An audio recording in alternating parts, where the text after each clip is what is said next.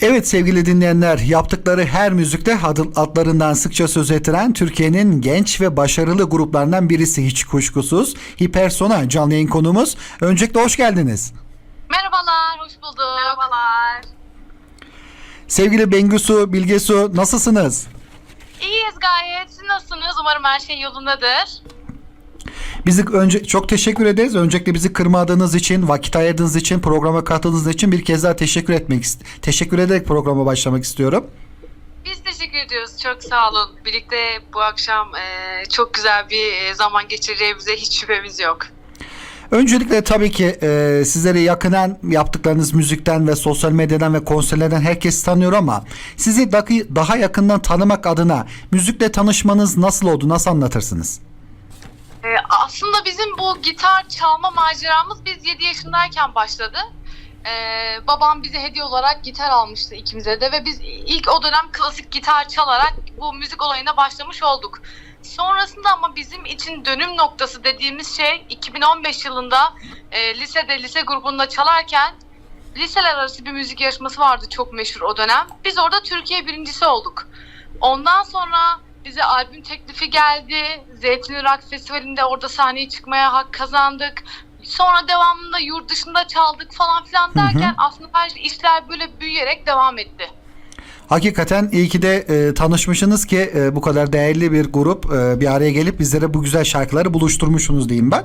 Şimdi bakıldığı zaman neredeyse hemen hemen bütün grupların bir ismi var. Yani isminin bir anlamı var ama Hipersona'nın bir anlamı var mı? Ne dersiniz? Aslında direkt olarak direkt şu anlamı var diyemeyiz. Çünkü aslında bir anlamı yok. Aslında bizim önceki ismimiz Persona'ydı. Çok sevdiğimiz bir filmden geliyor, Persona filminden. Ama sonra o isimde telif hakkı sıkıntı olduğu için biz ismimizi değiştirmek zorunda kaldık. Şu anki Hipersona da aslında hiper artı persona, o bizim yüksek enerjimizi biz hiper kelimesiyle aslında tanımlamak istedik. Dedik bu hiper ve personayı birleştirelim, hipersona olsun. Hem personayı bırakmış olmayız, hem de bizden de bir şeyler katmış oluruz dedik ve bu şekilde bir karar vermiş olduk. Bu arada dinleyicilerden de mesajlar geliyor. Birazdan bir iki tanesini okumak da isterim müsaadeniz olursa. Onu geçmeden önce şunu sormak istiyorum. Hakikaten çok başarılı bir grupsunuz. Yaptığınız şarkılar insanları böyle alıp bambaşka yerlere götürüyor. Hani buraların tabiriyle söylemek istersek insan içi böyle kıpır kıpır oluyor derler ya, tabiri caizse. Hakikaten çok eğlenceli ki bunu gerek konserlerinizde de yansıtabiliyorsunuz dinleyicilere. Bu başarının sırrı nedir? Ne dersiniz? Ya sanırım bizim aslında yapmak istediğimiz şey, yani insanlara hissettirmek istediğimiz şeyler bunlar. İnsanlar biz dinleyince mutlu olsunlar istiyoruz ya da konsere gelen biri yani böyle hani üzülsün değil de hep beraber işte zıplayalım, eğlenelim, güzel zaman geçirelim istiyoruz. Eğer insanlara da bunları hissettirebiliyorsak ne mutlu bize. Ama hani özellikle de dikkat ettiğimiz bir şey olarak yani sanırım çok çalışmak ve gerçekten çok fazla farklı türlerden müzikler dinlemek olabilir. Çünkü her dinlediğimiz farklı bir işte parçadan, tarzdan kendimize bir şeyler katıyoruz ve kendi kültürümüzün getirdiği şeylerle de birleştirerek hipersona müziğini oluşturuyoruz diyebiliriz aslında. Bir de aslında başarılı bir grupsunuz. Peki yaptığınız müziğin hangi gruplardan ilham alıyorsunuz? Var mı sizin de rol modelleriniz, ne dersiniz, ya da ilham kaynaklarınız? Bizim sanırım en büyük ilham kaynaklarımızın başında Nirvana geliyor. Sanırım biraz daha yabancı gruplardan ilham alıyoruz diyebiliriz. Ama gitar çalmamıza da, daha doğrusu gitar değil bu elektro gitar, bas gitar çalmamıza da bizde en çok ilham uyandıran kişi Manga'dan Yağmur abidir, Yağmur Sarıgül'dür. Biz eğer Manga'nın 2010'daki revizyon sahnesini izlemeseydik belki şu an hala klasik gitar çalarak müziğe devam ediyor olabilirdik. Yani onları izledikten sonra biz bu şekilde rock müzik yapmaya karar verdiğimiz için onların üstümüzde aslında büyük bir etkisi var diyebiliriz. O zaman yaptığınız müziği rock müzik olarak mı konumlandıralım, öyle mi tanımlayalım, ne dersiniz?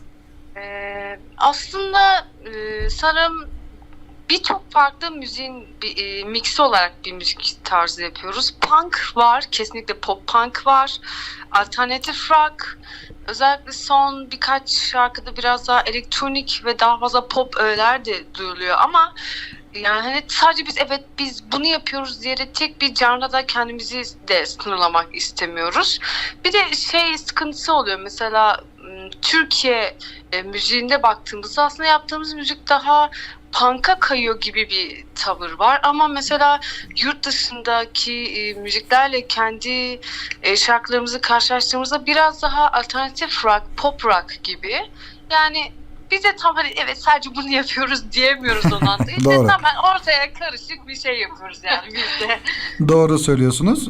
Hakikaten çok da başarılı işlere imzalar atıyorsunuz bu arada. Şimdi bu arada dinleyicilerimden hemen şöyle WhatsApp hattına gelenlerden Samet Bey bize ulaşmışlar. Merhabalar Ahmet Bey, iyi yayınlar diyorum. Hipersona'ya konuk ettiğiniz için öncelikle size çok çok teşekkür ediyoruz.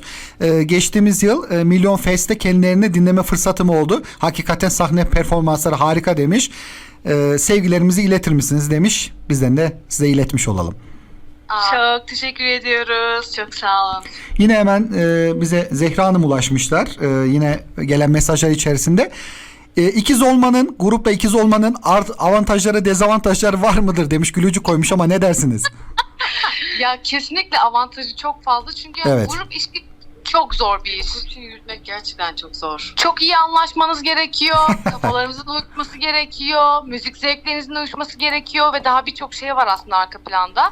Hani ikiz olunca bir yandan da grup arkadaşınızla sürekli anne karnından beri berabersiniz. Her şeyiniz çok ortak. Harika, bu bir avantaj sağlıyor. Ama bir de şöyle bir durum var. Bazen çok tartışıyoruz. Yani farklı bir grup arkadaşı olsa belki o kadar uzatılmayacak, daha alttan alınacak meseleler kardeş olunca daha uzayabiliyor. Doğru. Ama biz çok da küs kalamıyoruz, hani öyle bir kavgalık bir durum falan tabii ki olmuyor ama biraz böyle bir arka planda var diyebiliriz. Evet. Yine bir mesaj daha okuyayım, sonra bir son çıkardığınız şarkıdan konuşmak istiyorum çok kısa da. Sizde değerli vaktinizi çok almak istemem. Hakikaten çok da seviliyorsunuz bu arada. Yine Ali Bey bize mesaj atmış. Nevşehir Üniversitesi'nden göndermiş mesajını. Biz de kendi çapımızda küçük bir grup kurmak istiyoruz ama bu yolda yeni başlayanlara tavsiyeleri ne olur demiş ama ne dersiniz? Ya bence verilebilecek en büyük tavsiye ne olursa olsun asla pes etmemek. Yani çünkü bu müzik alanında bir şeyler başarmak için gerçekten bence ilk olarak çok fazla başarısızlık deneyimlemek gerekiyor. Yani ne kadar zor da olsa, insan ne kadar emeklerinin karşılığını alamasa da sürekli kendisini aslında bir şekilde devam ettirmeye zorlamalı. Bazen bu gerçekten çok zor oluyor. O devam edecek gücü insanın kendisine bulması ama bir de onun dışında bence çok fazla farklı müzikler dinlemek ve iyi grup arkadaşları seçmek. Yani burada olay sadece bir kişinin ne kadar iyi şu an çaldığı değil, aynı zamanda ne kadar iyi bir insan olduğu da bence. Yani bence benim diyeceklerim bu kadar Bengi, sen. Ben bir de şunu eklemek isterim son olarak. Tabii ki buyurun. Kendi müziklerini, kendi tarzlarını bulmaya çalışsınlar. Bu bence çok önemli. Çünkü tabii ki insanlara ilham olan sanatçılar oluyor. Onların Mutlaka. müziğine yön veren sanatçılar, insanlar oluyor. Ama bu insanların gölgesine takılıp, çok fazla etkisi altında kalıp o gruba dönüşmek gibi bir durum da olabiliyor bazen. Cover grubu değil de aslında kendileri üretmeleri. Kendi müziklerini yapsınlar ve bundan korkmasınlar. Benim verebileceğim en içten tavsiye bu olur. Bir de bu işin yani özür diliyorum, bir de bu işin en püf noktalarından bir tanesi ki sizler bunu zaten başarıyorsunuz. O hissiyatı karşı tarafa çok rahat geçirebiliyorsunuz. Hani demek ki bu hissiyatı geçirebilmek çok çok önemli. Evet, kesinlikle. Yani bir de de bence çok önemli bir konu. İnsanlar bazen hani ağzı olan konuşuyor gibi bir durum da var. İnsanlar ne derse desin, hani tamam, iyi bir yorum gelirse insanı bu iyi hissettiriyor ama eğer böyle bir kötü yorum alındığında da hani bu o kadar da etkilememeli de. Yani devam edilmeli. Ne olursa olsun sürekli çalışmaya, üretmeye devam edilmeli diye düşünüyorum. Hı.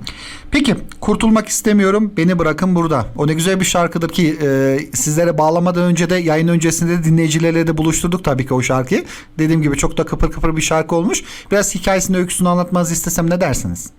Tabii ki kurtulmak istemiyorum, beni bırakın burada. Bizim aslında daha çok bebek bir şarkımız, yayınlanalı yaklaşık 20 gün oldu.